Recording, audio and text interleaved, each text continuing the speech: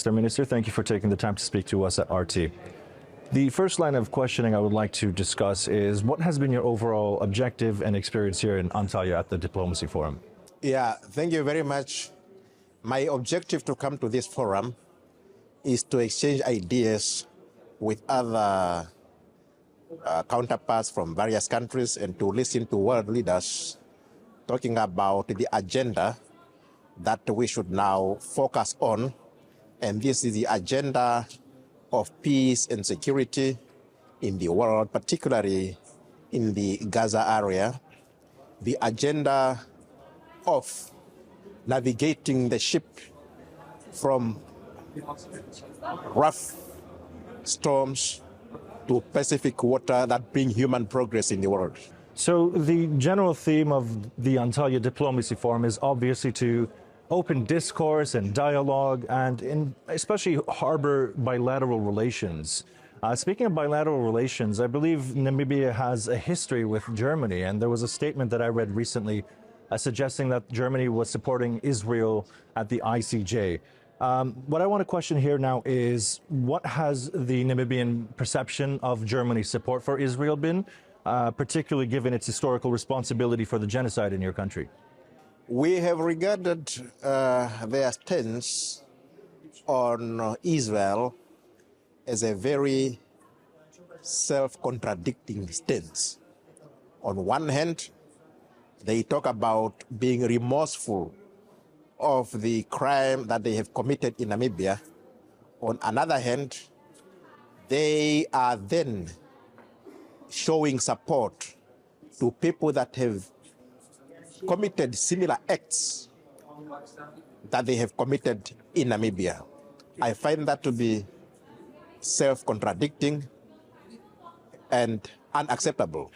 Just before I continue with the line of questioning, I want to ask a follow-up question. In Foreign Minister Sergei Lavrov's speech, the general theme has been the hypocrisy or the double standards by the West regarding particular events like this.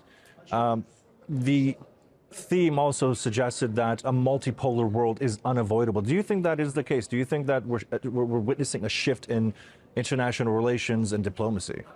Yes, there is a shift, because if you look at the way in which some issues receive attention from some quarters of the world, while turning blind eye on other equally important issues, that shows that something is fundamentally wrong in the international political system. That in and of itself is a matter of concern, because these events are bound to continue and repeat, which is the fundamental theme of not just the Antalya Diplomacy Forum, but the forums and summits that are organized by international bodies worldwide. What I do want to continue with is, of course, what kind of parallels do you draw between Germany's past and Israel's past and the events that are ongoing today? Most importantly is Germany's defense of Israel, particularly in the context of genocide and international law. Well, there is similarities between Germany's past and what Israel is doing today. First, killing innocent civilians, women and children. You will recall that during the genocide, now Germany has made it clear that no women or children should be spared. Similarly, we see this happening today by Israel. Such acts are unjustifiable, highly irrational. They demonstrate erratic behaviors. And they cannot be condoned by anyone who advocates humanity and civility in the world. I want to also understand is, to what extent is this matter more than just a matter of diplomacy or respecting international law? To what extent is it just that, and where does it take into account the personal history that Namibia has with respect to how the Palestinians are being treated? Because Germany has acknowledged its past crimes, but at this point it fails to advocate the same against Israel. Namibia feels taken for a ride.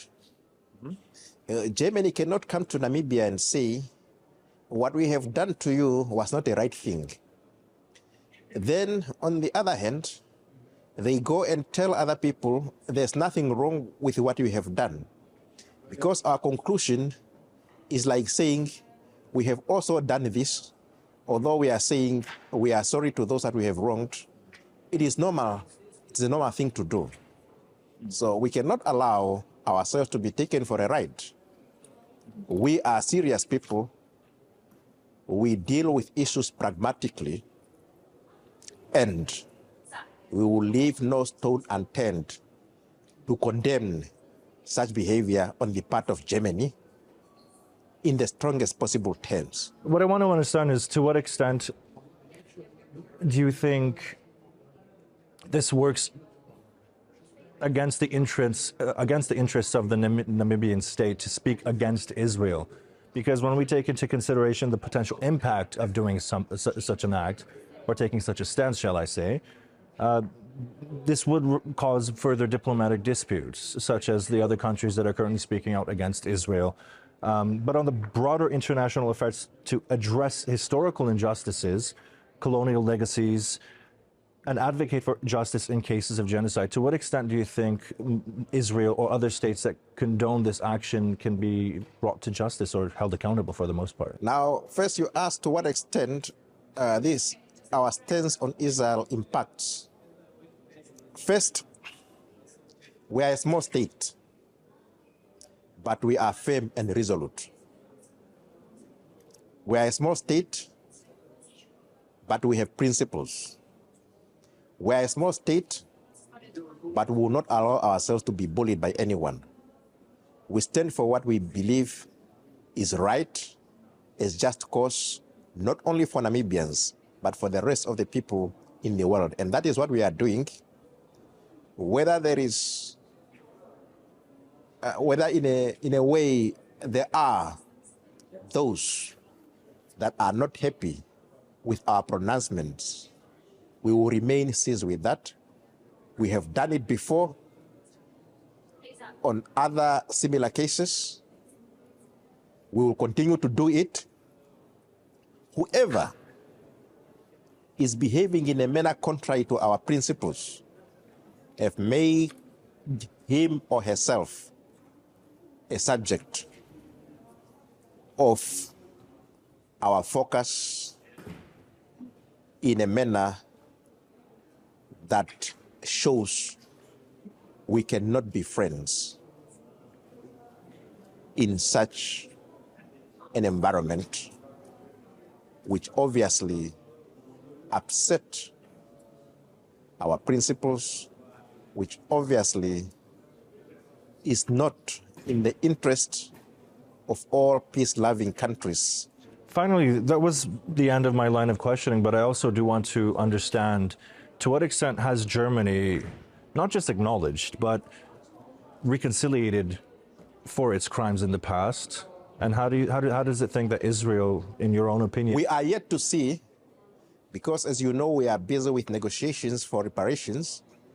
So now the reparation will show to what extent they have reconciled with what they have done in the past. The president of Germany was in Namibia recently and indicated that he was coming back to apologize on behalf of Germany to the Namibian nation. We are waiting for that, and we'll take it from there. And how do you think that apology and the reconciliation will be? What do you think they offer in return? Apology should be accompanied by some serious actions that show that one is remorseful. And that is to say, to pay for your wrongdoings. But I should also equally say, no amount of money would bring back the lives of those that have been massacred during the genocide period.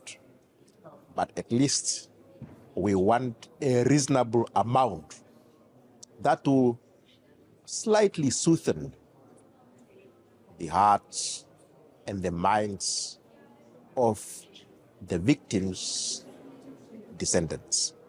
Mr. Minister, thank you so much for taking the time to speak to us. Before the interview, I offered my condolences for the late president, but I would also similarly like to offer my condolences for the victims of these acts. It's my pleasure and thank you for the condolences. Thank you very much.